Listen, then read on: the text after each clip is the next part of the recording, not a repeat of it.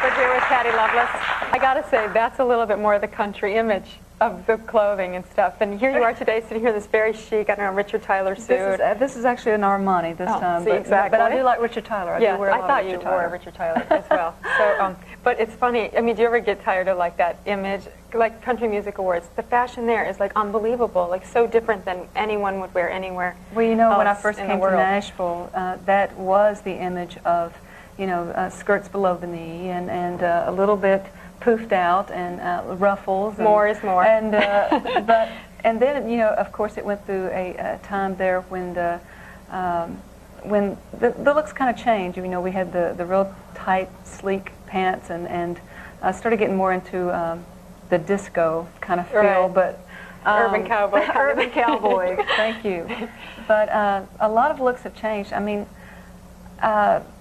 for me, when I first started in country music, I was wearing those form of clothes that we were just talking about. But what happened was I had moved to a state of North Carolina. I had gotten married at the age of 19 the first time, and moved there and got into a different form of music there for a while. You were playing rock and roll, I started out in right? country, but I went into some rock and roll. And talking about later, let me tell you, we would play in clubs from 11 at night till 6 o'clock in the morning. Who was that? Well, really, it was just a band local, a band that was very, very well known. It was around the Gastonia, North Carolina, also Charlotte, North Carolina. And my husband had been playing rock and roll for a long time. So I really I always had an interest in music, just music, right. You know. But I had never thought that I would try rock and roll. And I did for a while. And I was dressing differently, you know, wearing the jeans and the tailcoats and just everything to fit that format. Right. But country music today has come so far that we do like to be in style. You know, we like to wear the things that we like to see Cindy Crawford wear. You know, I wish I could look like Cindy Crawford in some of those things. You do a very good job. But you know, I think it needs to be, as far as our look, we have to stay updated with the times. You know, this is the 90s. But do the fans ever rebel? Like, do they want that traditional look or hair or makeup, or they like to see the evolution? No, they really enjoy seeing the change. And the fans probably changed as well. Oh, absolutely. I mean, they're always out there. What is the name of what you're wearing? We'd like to know. Wow. Because they want to go out and try to look for those kind of things. Right. I mean, when I was wearing the cowboy boots and the little skirts and the jackets, I had little girls, you know, going out and trying to mimic me. Right. But now they go out and they try to find things in style. I feel like you know, I dress my age. I dress the music that I do. The songs lyrically are up to date. The song that we're doing tonight is When Fallen Angels Fly. It's a song that lyrically I think has to deal with the women of the 90s. There's a line in there that talks about there's something I must tell you, I wonder if you'll understand how I found such worldly pleasures in the arms of other men. Please don't ever try to judge me. We have both been wrong and right. Yeah. And I think that's what it's coming down to today, is that women have, I've made mistakes in my life, and I want to be forgiven, but you know, I don't judge anybody out there, because I feel that we are all God's children, and I feel that you know, for me, I have a lot of faith, and I do believe in God wholly. But the thing of it is that, you know, none of us I have the right to judge, and I feel like through the music I have learned about people.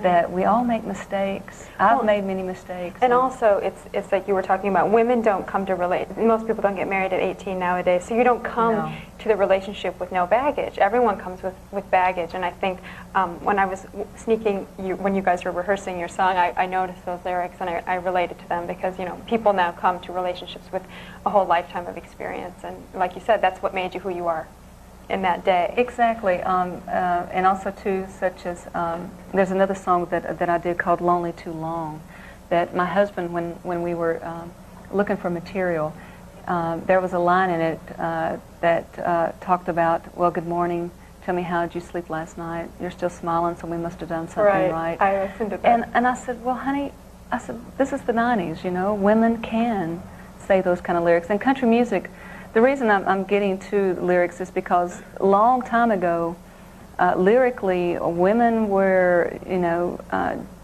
pretty much judged by what they said in their songs in country music. Loretta Lynn is definitely one of them. There was a song that she did, Wings Upon My Horns, and Wings Upon His Horns, and there was a lot of controversy over that song. I remember as a young girl that it was a very big song for her, but radio was reluctant to play it because of what it said. And really it was true. Truly it was talking about the battle between a woman having a battle between being the devil and the angel. You know, Right. it's a very interesting lyric. Well, it seems like, and I read in one interview that you said that music is therapy for you, and you've really you've had like some major hardships in your life. I mean, you've lost a sister and your father, and you had throat surgery, and your current husband almost Very passed true. away. I mean, really, and it seems like you've really been able to use that to you know. Well, I feel without the music, I don't know where my strength would have come from, because through the music I found a lot of strength. How Can I Help You Say Goodbye is one of those songs that I feel, you know, a lot of people tend to, not a lot of people, I won't say that. There are some people that say, you know, she's being pegged for death songs or something. Well, How Can I Help You Say Goodbye? In the song, the mother does pass away, but before her passing, she is trying to get her daughter to understand things about life, that that we have to accept change and we have to accept goodbyes. And How Can I Help You Say Goodbye?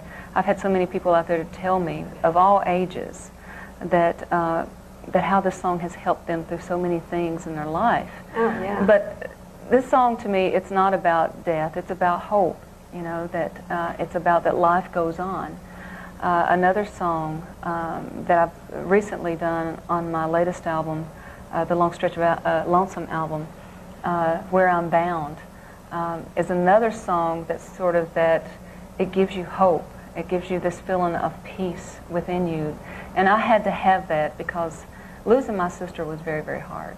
When I lost my father, I think after I recorded How Can I Help You Say Goodbye, it finally made me let go, because it had been like 12 years before I recorded that song that my father had passed away, and finally that song helped me to say, okay, I'm letting go. What's next, and look forward to the future. You should go on. Yeah. I feel through the songs that I'm able to share some of my life and some of myself with my audience out there.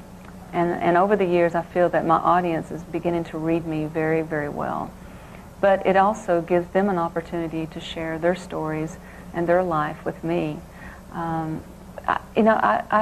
It really, truly does make me feel good when people say, you know, that song of yours, you just don't know what it did for me and how it helped me to get over the death of my mother, or helped me to go on with my life even after my relationship with my husband or relationship with my wife didn't work out. There was a song I did called You Don't Even Know Who I Am, that I had been through that experience of it got to the point that my first husband, of course, we were very young when we got married, and we had been married for almost 11 years before the divorce was final. Divorce, I know that's a hard word sometimes, Yes, it is. but especially where I come from, and I'm sure that there's many women out there that feel that way, that when you go into a marriage, or men too, when you go into a marriage very young, you're like, this is going to last forever, and you want it to, and when it doesn't, it can be very painful. And it was for after that many years, but we were changing, and we didn't know that we were going to be changing as time moved on. And You Don't Even Know Who I Am is a song that I definitely lived. It got to the point I think neither one of us knew who each other were anymore. So it's very sad, but at the same time, I don't mean for these songs to be sad. They have a message within them, and it's to make people strong and give them people hope. relate to them because everyone goes through this crazy thing called life. That's true. So anyway, when we come back, Patty Loveless will perform live for us, so stay tuned.